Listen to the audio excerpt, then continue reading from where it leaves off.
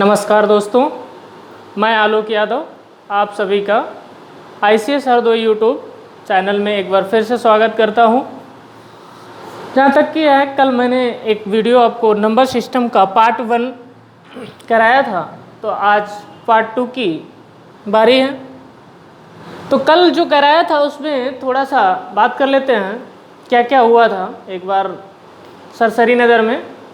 कल मैंने बताया था नंबर सिस्टम में कि संख्याएं पहले नेचर से प्राप्त हुई 1 2 3 4 5 6 7 8 9 जीरो का आविष्कार हुआ तो वो होल नंबर कहलाएं। फिर उसके बाद में कुछ संख्याओं को ऐड किया गया अपनी सुविधा अनुसार, तो इमेजिनरी नंबर मिला के उनको बोले सम्मिश्र संख्या, कंपाउंड नंबर्स हो गए। उसके बाद नंबर्स को मैंने क्लासिफाई किया था परिमेय संख्या और अपरिमेय संख्या। परिमेय संख्या में बताया जो P/Q के फॉर्म में लिखी जा सके। अपरिमेय संख्या में बताया ऐसे नंबर्स होते हैं जिनका वर्ग रूट पूरा नहीं निकल पाता या हमेशा उनका भागफल नया आता रहता है, ये बात हुई थी। उसके बाद भाज्य अभाज्य की बात हुई, भाज्य अभाज्य में भी बताया, परफेक्ट नंबर बताया। तो ये सारी संख्याएं आपको बताई थी। उसके बाद में आज शुरू करते हैं। तो एक कल का ही थोड़ा सा पार्ट देख लीजिए। जैसे मान लो कोई नंबर है 173, तो अगर मुझे ज्ञात करना पड़ जाए कि ये अभाज्य संख्या है या नहीं है, तो आप कैसे पता कर पाएंगे अभाज्य संख्या है या नहीं है। तो छोटा नंबर होता है, जैसे मान लो 7 है, मुझे पता है ये अभाज्य संख्या है। 11 है, ये भी पता है।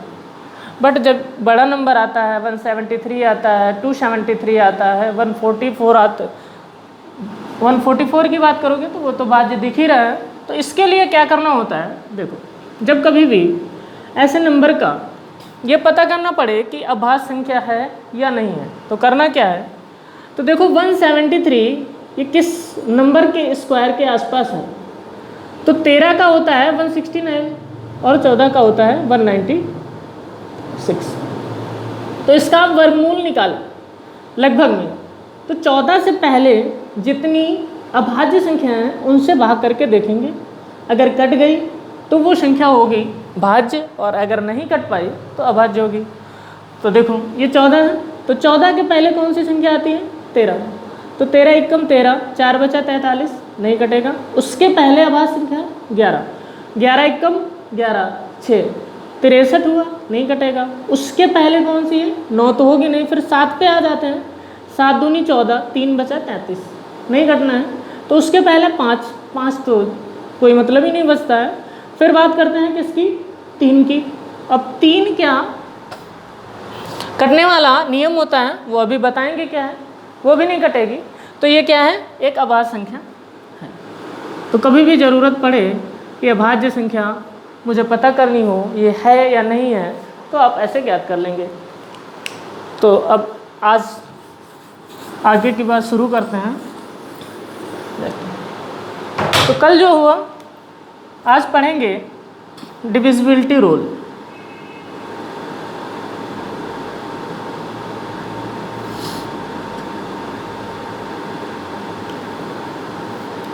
एक चीज़ याद रखना, इस वीडियो में जो मैं पढ़ाने जा रहा हूँ, डिविजिबिलिटी रूल हो या यूनिट डिजिट हो, इसको मैं पूरी मैथ में यूज़ करूँगा। और इसका इतना ज़्यादा फ़ायदा है कि आपकी कैलकुलेशन को बहुत इजी करेगा। तो आप इसको बहुत अच्छे से समझेंगे। जितनी भी आज की वीडियो के अंदर जो भी प्रोसेस होगी, उसका कहीं ना कहीं पूरे अर्थमेटिक के अंदर कैलकुलेशन के साथ योगदान है। तो डिविजिबिलिटी रूल में शुरू करते हैं। पहले जीरो की अगर डिविजिबिलिटी देखी जाए तो 0 एक ऐसा नंबर है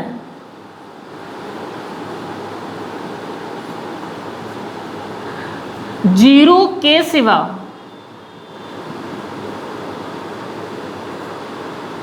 सभी से कट जाता है। 0 सिर्फ 0 को छोड़कर सबसे विभाजित हो जाता है। वो कैसे, देखो कोई नंबर ऊपर लिख लीजिए, यह नीचे लिखो और ये भाग लगा दो, 4 से भी कटेगा। आप इसको 45 कर दो, इससे भी कटेगा। 451 कर दो, इससे भी कटेगा। सबसे कटने वाला है, सिर्फ ये कटता किससे नहीं, 0/0 से। ये बन जाता है इनफाइनाइट। तो 0 एक ऐसा नंबर है जो 0 को छोड़कर सबसे कट जाता है। बात करते हैं 1 की। 1 एक ऐसा नंबर है जो खुद तो सिर्फ 1 से कटता है, खुद केवल 1 से कटता है, लेकिन सभी नंबर को काट देता है, विभाजित कर देता है। लिख लीजिए, काटना थोड़ा अच्छा नहीं लग रहा, लेकिन बोलते वहीं विभाजित कर दें। ये 1 की बात है। 2 की बात आपको पता है, जिसमें लास्ट डिजिट 0, 2, 4, 6, 8 ये कुछ होंगी सम संख्याएं, तो 2 से कट जाएगा। 3 की डिविजिबिलिटी देखेंगे तो अंकों का योग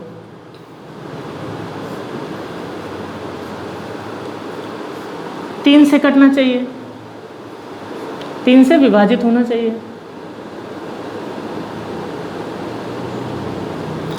इसमें 9 भी कर लीजिए, क्योंकि 9 के लिए भी रूल वही है। तो फिर क्या करना, जैसे कोई नंबर लिखा 3, 5, 7, 2, 1, 3 से काट के देखना है तो 3, 5, 8, 7, 15, 2, 17 और 1, 18। 18 3 से कटता है तो ये नंबर भी 3 से कट जाएगा। 18 9 से भी कटता है तो ये नंबर भी 9 से कट जाएगा। और दूसरा तरीका ये है, अगर आप इसको ऐसे ना काटना चाहें तो देखो 7 और 2 9, 5, 3, 8, 1 ऐसे भी विभाजित करके देख सकते हैं। तो ये बात रही 3 और 9 की। 4 की बात करते हैं। 4 से विभाजित होने वाला अंतिम 2 अंक 4 से विभाजित हो जाए, अंतिम 2 अंक 4 से विभाजित हो जाए। जैसे 5, 4, 3, 2। अब देखो 32 4 से कट रहा है ना, कट गया। तो पूरा नंबर चेक करने की ज़रूरत नहीं है। अगर किसी भी नंबर के, चाहे जितना बड़ा हो, लास्ट की 2 संख्याएं यानी लास्ट की 2 डिजिट्स अगर 4 से कट गई तो संख्या किससे कटेगी, 4 से। 5 का नियम क्या होता है, अंतिम अंक 0 या 5 हो। तो ये तो बहुत ईजी है, कितना बड़ा नंबर लिखते चले जाओ और लास्ट में अगर 5 मिल गया तो कट गया। उसके बाद में अगर लास्ट में 0 दिख गया 5 से कट जाएगा। बहुत यूज है इनका, कैलकुलेशन में हम यूज करते नहीं हैं ज़्यादा, लेकिन अगर इसको यूनिट डिजिट और इसका फैक्टर एक डिजिटल मेथड बताएंगे, सबका यूज किया जाए तो कैलकुलेशन में कुछ करना नहीं है। तो 6 की बात करते हैं। 6 से विभाजित होने वाले होते हैं जो 2 और 3 दोनों से कटे। 2 का मतलब सम संख्याएं होनी चाहिए और इसका मतलब अंकों का योग 3 से करना चाहिए, हो जाएगा। तो 6 से कोई नंबर है जैसे 36, तो देखो ये 2 से कटने के लिए सम संख्या है, 3 से कटने के लिए अंकों का योग 9 है, कट रहा है ना दोनों से, तो 6 से तो कट ही जाएगा। 7 को अभी मैं छोड़ रहा हूँ, अभी थोड़ी देर में बात करता हूँ। 8 की बात है, 8 से विभाजित होने वाला। 8 से विभाजित में क्या होता है, अंतिम 3 अंक, अंतिम 3 अंक 6, 4, 3, 2, 5। ये अगर किसी नंबर के ये अंतिम 3 अंक 8 से कट गए, 8 छंग 48, 3 बचा 32, 8 चक्कू, तो नंबर डिविजिबल बाय 8। 9 की बात हो चुकी है और 10 में तो जानते हो राइट साइड से एक डेसिमल बढ़ा दीजिए और अगर 0 लगा है तो उसको हटा देना है, कुछ नहीं। अब बात करते हैं 11 की। 11 11 से। इसमें क्या करना है, 11 वाले में करना है, देखो इसकी परिभाषा थोड़ी लंबी चौड़ी होती है। सम स्थान तथा विषम स्थान स्थानों कर लीजिए, विषम स्थानों के अंकों के योग का अंतर 0, 11 या फिर 11 का गुणज होना चाहिए, तब संख्या विभाजित होगी। तो इसके एग्जाम्पल से थोड़ा ज़्यादा अच्छा समझ में आएगा। जैसे मैंने एक नंबर लिया 1 2 3 4, अब ये क्या 11 से कटेगा, तो देखो 1 और 3 4, आगे तो स्थान है ही नहीं, 2 और 2 2 और 4 6, तो लिखना है 6 - 4, यहाँ पे कितना आया भाई 2, आना चाहिए 0 11 या 11 का गुणज, कटेगा। फिर एक एग्जाम्पल लिया 1331, देखो 1 और 3 4, 3 और 1 4, 4 - 4 बराबर 0, और 0 यहाँ पे है तो 11 से कट गया। ऐसे ही कभी भी ये चेक करना है, 11 वाला इंपॉर्टेंट है। 9 11 और 3 पे सीधे सीधे क्वेश्चन बहुत आते हैं, तो आपको तुरंत ही ये परिभाषा याद रहे ना रहे कोई मतलब नहीं, सीधे यही करना है। कितना बड़ा नंबर लिखा हो ऊपर लिखते हैं थोड़ा, 6 5 4 3 2 5 7। कैसे चेक किया जाता है, 6 4 10, 2 12 और 7 19, इधर लिख दीजिए। 5 और 3 8, 5 13, 19 - 13 6 आ गया, नहीं कटेगा, नहीं कटेगा तो फिर 11 से नहीं कटने वाला है। आगे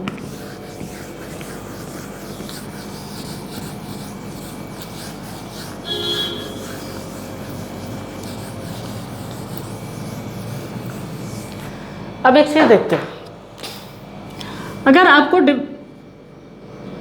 प्राइम नंबर यानी अभाज्य संख्याओं की डिविजिबिलिटी बनानी हो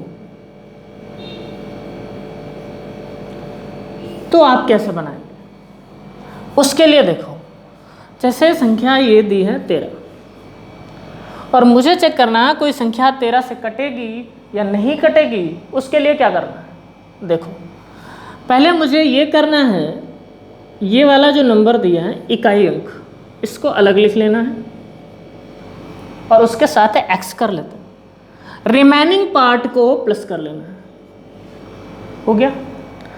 अब आप इसको 13 बनाइए, कैसे बनेगा, x का कोई ऐसा मान रखो जिससे ये 13 बन जाए। तो भाई क्या करोगे, x का वैल्यू देखो 3 × 4 और प्लस बन गया 13। तो कभी भी 13 की डिविजिबिलिटी अगर आपको चेक करनी है तो आप नंबर लिखेंगे, जैसे 169, ये 13 का स्क्वायर आपको पता है, लेकिन चेक करके दिखाता हूँ। देखो मान लो कि आपको ये नहीं पता है कि 13 से कटेगा या नहीं कटेगा, क्या करना है, x की वैल्यू मैंने कितनी बताई, यहाँ पे 4, तो इसमें गुणा करिए 4 की, 9 चौक 36, रिमेनिंग पार्ट में जोड़ा जाता है, 6 6 12, 3 1 4 और 1 52, 52 कटेगा 13 से तो नंबर भी कट जाएगा। अब बात करते हैं, थोड़ा बड़ा नंबर लेते हैं, 2197। देखो मैंने बताया इसमें गुणा करनी है, किससे करनी है, 4 से, 4 7 28, रिमेनिंग पार्ट में जोड़ देना है, तो 28 यहाँ गया, 9 8 17, 2 1 3 1 4, अब ये 247। लेकिन आपको अभी भी नहीं पता ये कटेगा नहीं कटेगा, तुरंत एक बार और यूनिट डिजिट को 4 से गुणा कर दो, 4 7 28 और 28 को इसमें, तो क्या बन गया भाई, अब तो पता है ना 13 कटेगा 52 तो डिविजिबल है 13 से, पता चल गया। किसी भी प्राइम नंबर की आप डिविजिबिलिटी बनाना चाहते हैं तो इजीली बनेगी। देखो मान लो बनाते हैं 29 की, ये तो 29 से कोई नंबर कटेगा या नहीं कटेगा? देखो करना क्या है, इसको अलग ले लेना, रिमेनिंग में जोड़ना। तो ये 9x प्लस, अब भाई x की वैल्यू तो निकाल पाएंगे आप, x की जगह पे क्या रखें, 29 बन जाए तो 9 तियाँ 27 होता है और 2 जोड़ देंगे। आपको ये अगर इतना पता चल गया 13 की डिविजिबिलिटी में 4 आता है तो ये निकालने की ज़रूरत नहीं है, एक बार याद हो गया तो कभी भी निकाल सकते हैं। तो x की जगह पे कितना आना है भाई 3। देखो जैसे नंबर लिया मैंने 116, अब इस 116 में क्या करना है, इसको गुणा करनी है किससे, 3 से। तो 6 तियाँ बचे पार्ट में जोड़ दो तो ये कितना बना 29, पता चल गया। अब 29 तो 29 से कटता है ना, तो ये नंबर भी कटना चाहिए भाई, 116 कट जाएगा। अब कोई नंबर ले लीजिए, जैसे देखो 145 है, तो इसको 3 से गुणा करो, 3 5 15 और 15 इसमें जोड़ दो, 15 और 14 29, 29 तो कटता है, 145 नहीं पता मुझे, कोई बात नहीं। तो किसी भी प्राइम नंबर की अगर आपको डिविजिबिलिटी बनानी है तो आप ऐसे जनरेट कर सकते हैं। तो अब थोड़ी सी बात कर लेते हैं, जो छूटा है अपना 7। देखो 7 सिंगल डिजिट में प्राइम नंबर है, तो 7 की जगह पे मैं 14 ले रहा हूँ। और 14 का मतलब ये है, जैसे मान लो भाई कोई संख्या अगर 14 से डिवाइड हो गई तो वो 7 से तो जरूर ही होगी। तो करना क्या है, वही प्रोसेस 4x + 1। अब इसमें x की वैल्यू ढूंढोगे तो बहुत दूर मिलती जाके हैं, 12 चौक 48 और 1 49। तो इसमें आप कभी इतनी दूर मत जाए, माइनस की वैल्यू ले सकते हैं। देखें जैसे 4, अगर माइनस का 2 ले ले और प्लस कर दें 1, तो 4 दूनी 8, माइनस का 8 आएगा और प्लस का 1 होगा, तो क्या बन जाएगा माइनस। कोई मतलब नहीं, लेकिन 7 से तो कट रहा है भाई, और 7 से कट जाएगा तो 14 से जो कटता है वो 7 से। तो देखो नंबर ले लीजिए कोई 7 से कटने वाला, जैसे नंबर मैंने लिया 112। मान लो ये आपको पता नहीं है कि 7 से कटेगा या नहीं कटेगा, तो करना क्या, देखो इसमें गुणा करनी है -2 से, तो 2 दूनी -4 आएगा और -4 यहाँ से घटा दोगे 11 में से तो -7। भाई 7 तो कटता है, 7 से तो कट जाएगा ये। तो किसी भी नंबर की डिविजिबिलिटी बनानी है अगर प्राइम नंबर की, तो आप इजीली बना सकते हैं। तो डिविजिबिलिटी का रूल ये है। एक हाँ सीधा और आप देख लीजिए, कई बार क्वेश्चन आता है कैलकुलेशन में ज़रूरत पड़ा, जैसे 25 है, 25 से मुझे भाग देना पड़ता है, मैं उसको छीलने लगते हैं।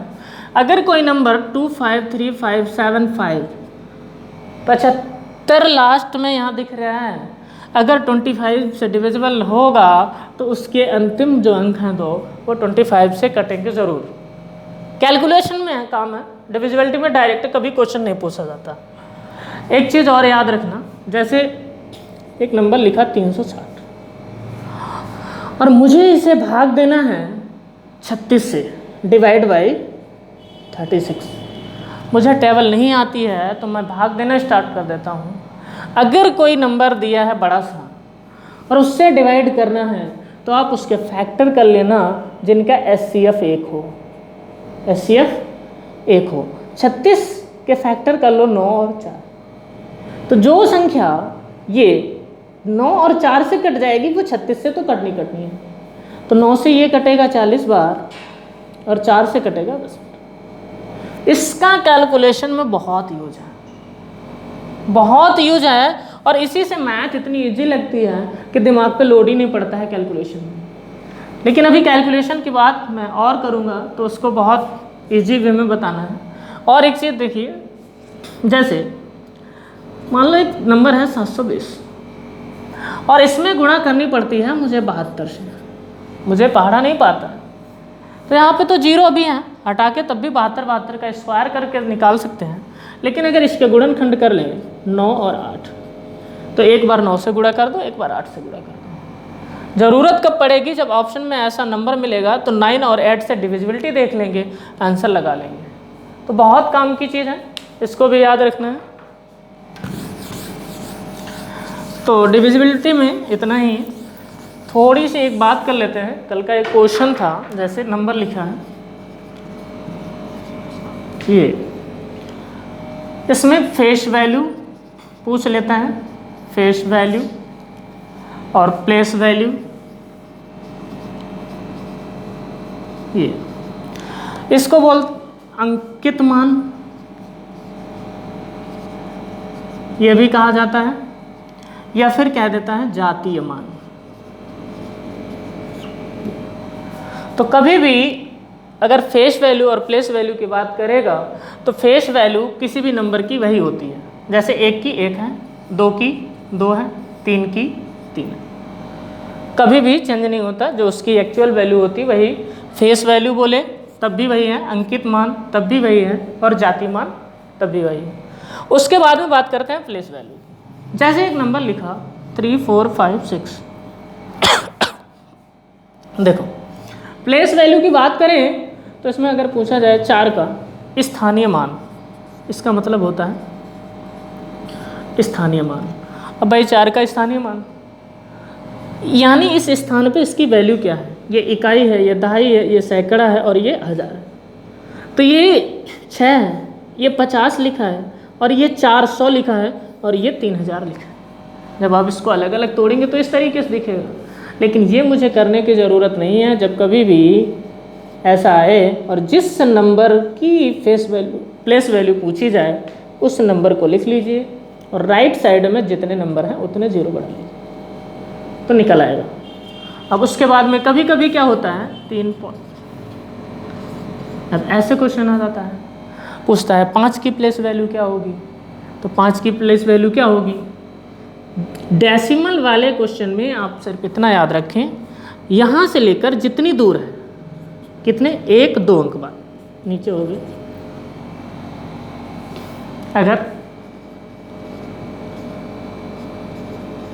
ये दिया है, अब बात कर रहे हैं 5, तो 1 2 3 अंक बाद, तो 5 बटे आराम से निकाल लेंगे, ये हो गई इसकी प्लेस वैल्यू।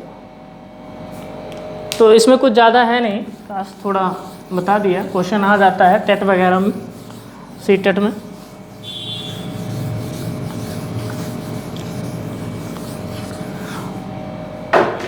अब बात करते हैं इकाई अंक निकालना। इकाई अंक यानी यूनिट डिजिट।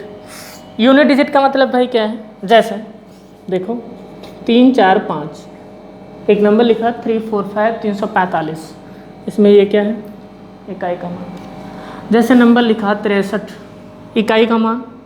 चाहे जितनी बड़ी संख्या हो उसका जो लास्ट नंबर होगा वो इकाई का अंक। अगर मान लो 6 ही लिखा तो इकाई का अंक क्या होगा, यही 6 हो जाएगा।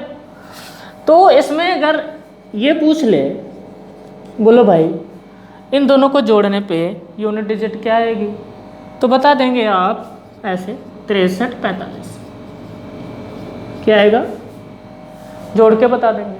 चलो अभी तो 2 नंबर छोटे छोटे थे, आपने जोड़ लिया तो आपको कैसे निकालना है, 3 और 5 हो गया ना ऐसे। एक चीज़ और, जैसे नंबर लिखा है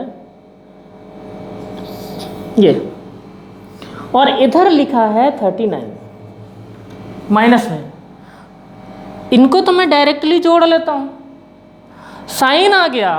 अब 43 में से घटाना है 39, तो आप यहाँ पे ऐसे माइनस करेंगे, देखो 13 में से 9 गया 4 आ गया। यूनिट डिजिट क्या है इसमें 4 है भाई। अब जब यहाँ पे घटा रहा हो 3 में से 9 गया तो क्या रहे माइनस का 6, तो माइनस का 6 आएगा, तो माइनस का 6 नहीं लिखना है, माइनस में 10 जोड़ दो और 10 में से 6 चला गया, कितना बन गया, सॉरी 4, और वही 4 यहाँ पे आया था। ऐसा करते क्यों है, देखो जब कभी भी आप इसको घटाते हैं तो क्या डायरेक्ट 13 में से 9 घटा के 13 में से 9 घटाते 4 लिखते हैं ना, 3 में से 9 घटा के क्या ऐसा कुछ थोड़ी लिखते माइनस में 6 लिख लें, तो मैं एक कैरी कर लेता हूँ, वो 10 देता है और 10 3 13, 13 में से हो जाता है 4। तो ये प्रोसेस होती है। कभी भी माइनस में आ जाता है तो 10 जोड़ लेना है यूनिट डिजिट में।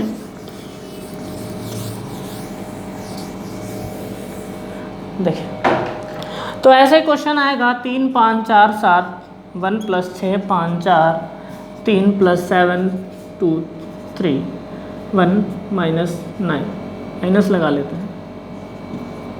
ये यूनिट डिजिट पूछना है तो क्या करना है, देखो 1 और 3 4, 4 और 1 5, और 5 में से 1 गया यूनिट डिजिट। तो कितनी बड़ी भी संख्या दी होंगी और उनका योग प्लस माइनस जो भी पूछा जाएगा आप आराम से निकाल पाएंगे। जैसे 6 4 5 गुणे 3 2 4 + 7 3 2 गुणे 1 4, पूछेगा आपसे बताइए यूनिट डिजिट क्या है। तो देखो 5 चक्कू 20, और 20 में लास्ट में यूनिट डिजिट क्या है 0। अब 0 की कहीं भी गुणा करोगे लास्ट में क्या आना है 0। एक बार 0 मिल गया तो काम खत्म, तो सब में 0 ही आना है। आपको फिर आगे गुणा भाग करने की जरूरत नहीं है। आगे देखो ऐसे आएगा, जैसे ये दिया होगा 6 5 और 3 की पावर 7 5 8 4 3 2 1, कितनी बड़ी पावर दे देगा, कुछ भी दे देगा। अब बोला भाई इकाई का अंक बताओ, क्या करना है, कितना बड़ा भी नंबर लिखा है सिर्फ यूनिट डिजिट में देखना है लास्ट नंबर। और इधर अब ये घात इतनी तो कर नहीं सकते, घात नहीं कर सकते तो बताया जाता है कि आप इसको 4 से भाग दे लीजिए। 4 से भाग देने पे 4 पंचे 20, जो शेष बचे कितना बचा 1। तो इस 3 की पावर लगानी है 1, और बराबर कितना हो जाएगा, तो इकाई का अंक कितना आएगा इसमें 3 आ जाएगा ये। अब इस नंबर को 4 से भाग देते क्यों है, थोड़ा सा उसको भी देख लीजिए। जैसे मान लो 2 की पावर 1 किया गया तो 2 आया, 2 की पावर 2 किया गया तो कितना आया, 2 की पावर 3 किया गया तब कितना आया, और 2 की पावर 4 पे 16, 2 की पावर 5 पे कितना आएगा 32, 2 की पावर 6 पे आएगा कितना 64। अब देखो भाई यहाँ पे कितना था इकाई अंक 2, यहाँ कितना था 4, यहाँ कितना था 8, यहाँ कितना है 6। 4 स्थान के बाद फिर वही प्रोसेस शुरू हो गई, 2 4 आगे 8 6 आएगा, इसीलिए 4 से विभाजित करते हैं। तो घात को 4 से विभाजित करने के लिए मैंने बताया था 4 के डिविजिबिलिटी रूल में यदि किसी भी संख्या के अंतिम 2 अंक 4 से कट गए तो वो संख्या भी 4 से कट। तो पूरा नंबर नहीं डिवाइड करना है 4 से, सिर्फ अंतिम 2 अंक डिवाइड करके देखने हैं तो वो पता चल जाएगा, जितना शेष रहेगा वो लगाएंगे। अब इसमें एक चीज़ और देख लीजिए, मान लिया जैसे नंबर दिया 2 की पावर 4, 2 की पावर 4 भाई कितना होता है 16। आपने इसको 4 से भाग दिया, कुछ ना बचा, शेष तो कुछ बचा ही नहीं। अगर आपने 0 लगा लिया तो 2 की पावर 0 भाई कितना होता है 1 होता है। किसी भी नंबर की पावर 0 का मान 1 होता है। और यहाँ पे 16 था, यहाँ यूनिट डिजिट 6, यहाँ पे 1, ये कैसा क्या हो। तो एक चीज़ नोट वाली है, आप याद रखिएगा, अगर किसी नंबर की पावर लगी है ये और उसके अंतिम 2 अंक को आपने भाग दिया 4 से, और भाग देने पर शेष अगर 0 आ गया तो घात कितनी लगेगी 4 लगेगी प्रत्येक नंबर में। अब इसमें देखो 7 गुणे 7 गुणे 7 गुणे 7, 7 सतह कितना होता है 49, और 7 सतह कितना होता है 49, और 9 9 की गुणा क्या होती है 81। 81 के लास्ट में क्या होता है, तो इकाई का अंक कितना आएगा, बहुत आसानी से निकल आए कि इकाई का अंक क्या है। तो 4 से विभाजित करने का मतलब भी समझ आ गया कि इसको 4 से डिवाइड क्यों किया जाता है।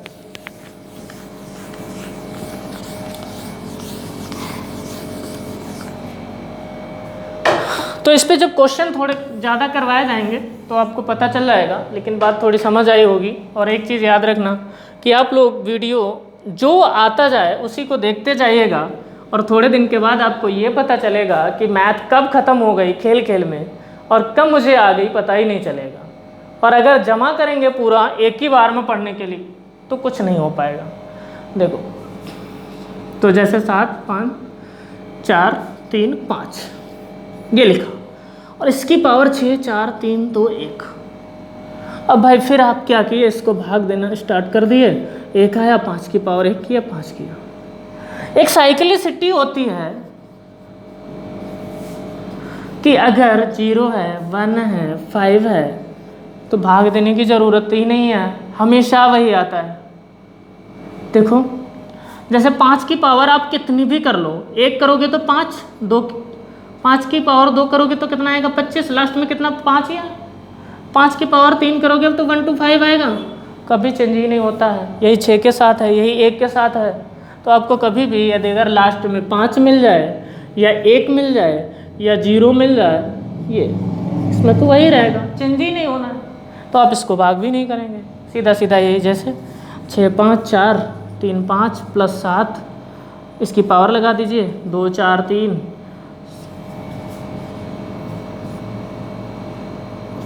6 3 2 प्लस। अब बोले यूनिट डिजिट निकालना है तो क्यों इनको भाग देंगे, ज़रूरत ही नहीं है। 5 का तो 5 ही रहता है, 5 1 का 1 रहता है, 6 0 का 0 रहता है, यूनिट डिजिट क्या हुआ, तो कभी भाग देने की ज़रूरत नहीं है।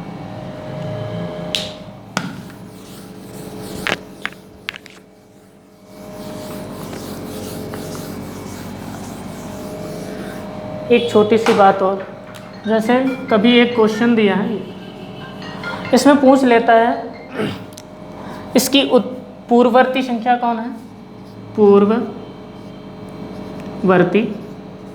और परवर्ती। तो पूर्ववर्ती का मतलब जस्ट इसके पहले 999, परवर्ती का मतलब एक बाद में, इसको उत्तरवर्ती भी लिख देता है। तो आप इसको भी थोड़ा सा याद रखेंगे। इसका पूर्ववर्ती का मतलब पीछे वाला, उत्तरवर्ती और परवर्ती का मतलब आगे वाला।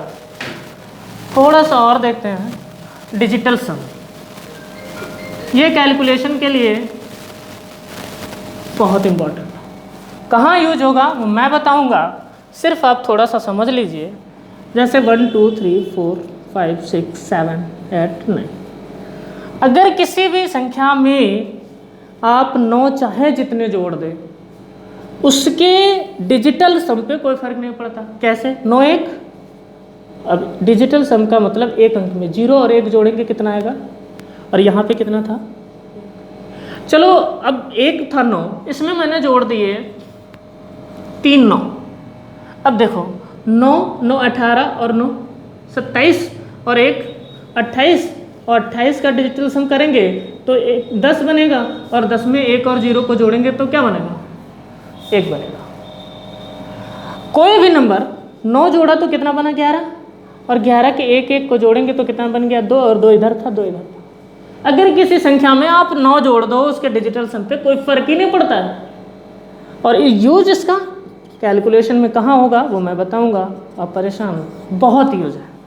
देखो तो आप ऐसे इसको निकालेंगे, मैं इधर लिख लेता हूँ 1 2 3 4 5 6 7 8 9। एक चीज़ और देखो, इस डिजिटल सम में करना क्या है, जैसे मान लो ये संख्या है, अगर इसमें 9 से गुणा कर दिया तो वो संख्या जो यहाँ पे दी होगी उसका अपना कोई डिजिटल सम नहीं, वो सब 9 बन जाएगी। कैसे? 9 1 कम 9, 9 की गुणा करेंगे 9 दूनी 18, तो 1 8 9, फिर 9 की गुणा करेंगे 27, 27 का डिजिटल सम कितना होगा 7 2 9 हो जाएगा, चाहे जितना बड़ा नंबर लिखा हो। देखो 4 5 6 गुणे कर दो 9, बन गया 9। तो किसी भी नंबर में 9 से गुणा करने पर क्या होता है, उसका डिजिटल सम 9 बन जाता है। तो आप इसको इस तरीके से कहाँ यूज होगा वो बताएंगे आपको, लेकिन इसका फ़ायदा बहुत है। थोड़ा सा एक एग्जांपल बता देते हैं। प्लस माइनस जोड़ घटाना गुणा भाग सब जगह पे लगता है, थोड़ा भाग और लगभग में थोड़ी इसकी समस्या रहती है। जैसे मान लो ये एक नंबर है और इसका क्यूब पूछा गया, ये तो ये मुझे 12 का क्यूब करना है, याद ही नहीं तो उधर आ जाता। तो करना क्या है, 2 और 1 3, और 3 का क्यूब कर दो कितना 27, और 27 का डिजिटल सम कर दो 9, और 9 को हम मानते हैं 0। तो जो इसका आंसर आएगा उसका भी डिजिटल सम 0 होगा। 8 1 9 7 2 9 ऑप्शन से बहुत इजीली हिट होता है। ऐसे ही जैसे ले लेते हैं 21 92 61, तो 2 और 1 3, 3 का क्यूब 27, डिजिटल सम 9, तो इसको देखो 9 कट गया, 6 2 8 1। कहाँ यूज होगा, अभी बहुत सारे क्वेश्चन परसेंटेज में हर टॉपिक में यूज करेंगे इसको। तो आज की जो बातें हुई, फेस वैल्यू प्लेस वैल्यू बताया, उत्तरवर्ती पूर्ववर्ती क्वेश्चन में होगा, उसके बाद यूनिट डिजिट। तो आज के लिए इतना ही रखते हैं। और हाँ, एक चीज़ याद रखिएगा कि जो YouTube चैनल है इसको आप सब्सक्राइब कर दीजिएगा, ताकि जो आने वाले रेगुलर वीडियोस हैं वो आपके पास जल्दी से जल्दी पहुंचते रहें और आप उनको देखते रहें। धन्यवाद।